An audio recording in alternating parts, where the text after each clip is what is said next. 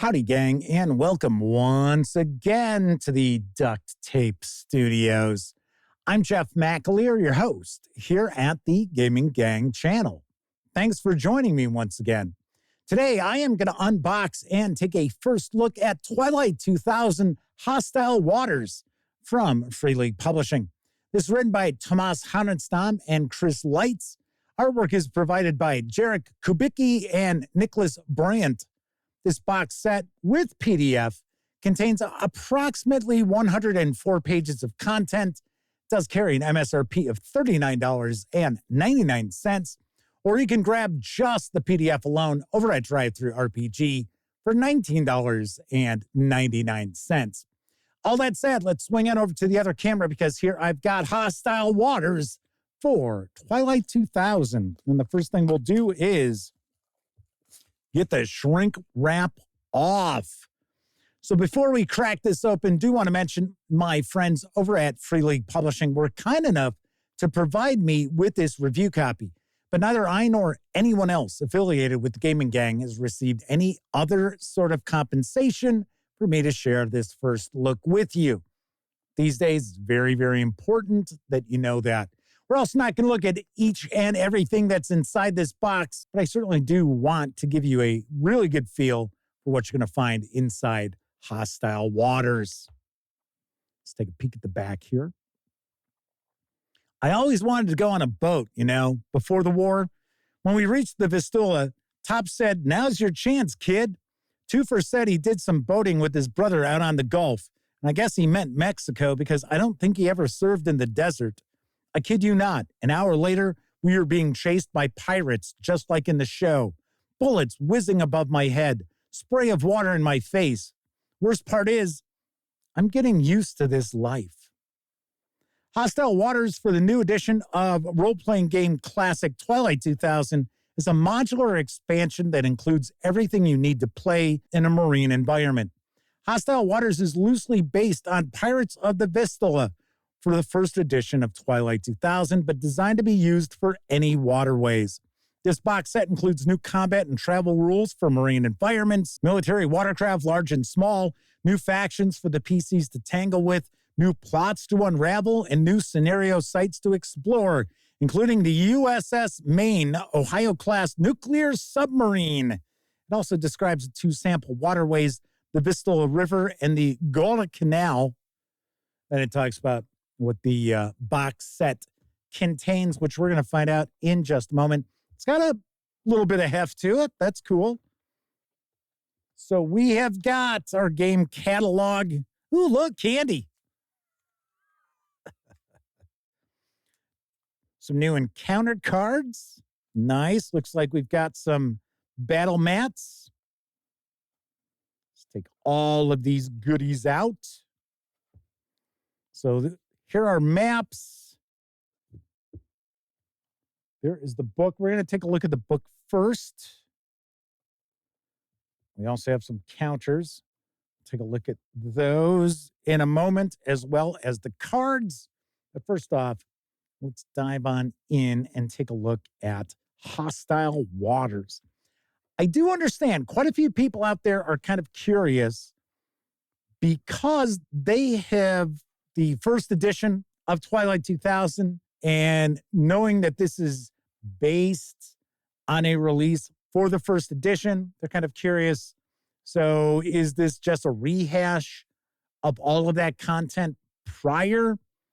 I don't think it is. I think there's quite a bit new in here, but it draws inspiration from that previous supplement. Just my thoughts. I don't know. You just saw me crack this open. So I am going to, of course, review this in the very near future. I do get the feeling that this is got a lot of new content. And also keep in mind, the mechanics for 4th edition Twilight 2000 are quite different than any edition before. So it looks like these are rules for fighting on boats. Well, there you go. Water combat.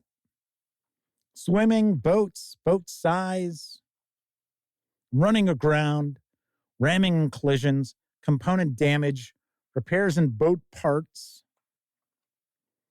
water travel, watercraft. Also looks like we had some rules for reduced crews. So, of course, it would not be likely that the larger ships here are going to have full crews. So we have Soviet military watercraft. I assume we have NATO. Well, there's U.S.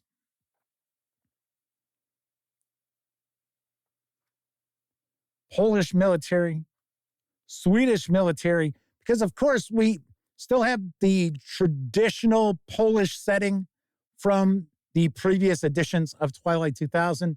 We also have a Swedish setting for adventures and campaigns and such, which is pretty cool. So we've got a list of our encounters, which is going to be our deck. Actually got quite a few cards in this. The Tempest, A Feast for Crows, The Old Man and the Sea. A boy and an old man navigate the waterway on a makeshift raft. They seem oddly paired but good friends. Neither entirely trust the PCs to start, but they're willing to trade. They can have any common item on their raft. They can also relay rumors and other information as they know the river well. The old man is not the leader, the kid is. That's because the man suffers from dementia and forgets all recent events. He knows who he is, but can't learn anything new. The kid keeps him calm. One thing I do like a lot about this newest edition of Twilight 2000 are the encounters. The encounters tend to be unique and interesting. Looks like we got some factions. Yes, our Marine factions. Pirates of the Vistula, the Sea Wolves. I believe that is from the first edition adventure, Pirates of the Vistula. So we have Marine Plots, Operation Reset, The Prisoner, shows us the different factions involved. So Operation Reset, the factions are the CIA, DIA, KGB, and GRU. So those are some major factions there. Going Home, Water Wars, all the factions are civilians. Two factions war over water, something that wasn't heard of in Europe until the war. Biological weapons, nuclear weapons, and nuclear meltdowns all pollute once taken for granted sources of the most basic source of life. We used to picture deserts, long stretches of country as the places where people might fight over water.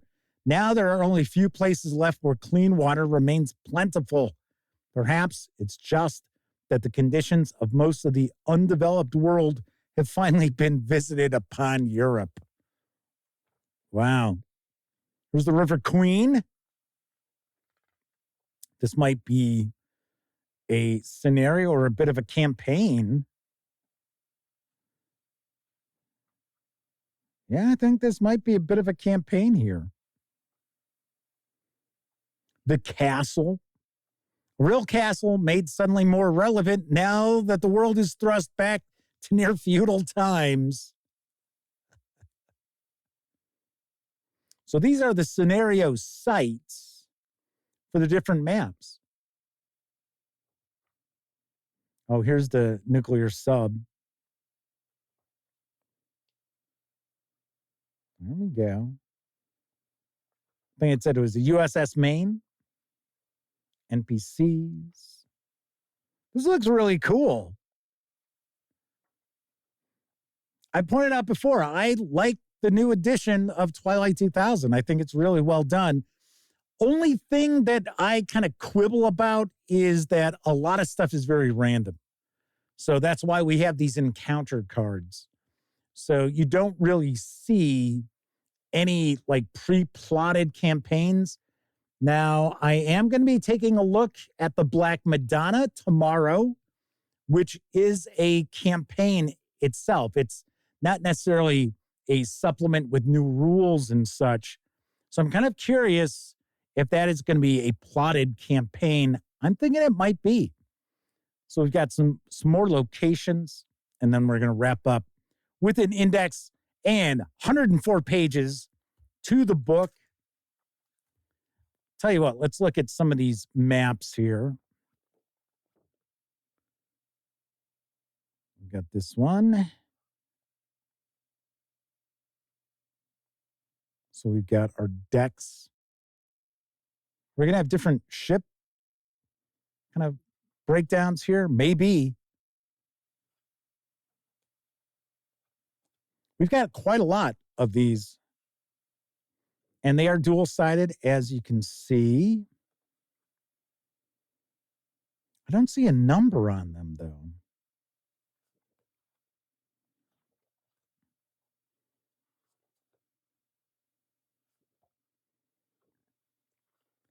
Cardstock, pretty nice. Not super thick, but hold up pretty decent. And, of course, there's a treatment to it.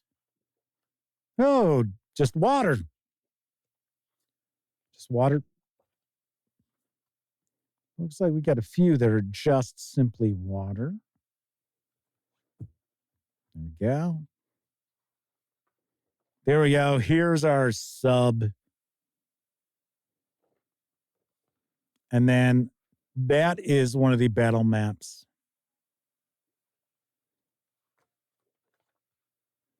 Sub once again. That's pretty cool. All right, so we've got a big map here. So it looks like we're going to have Sweden and then Poland.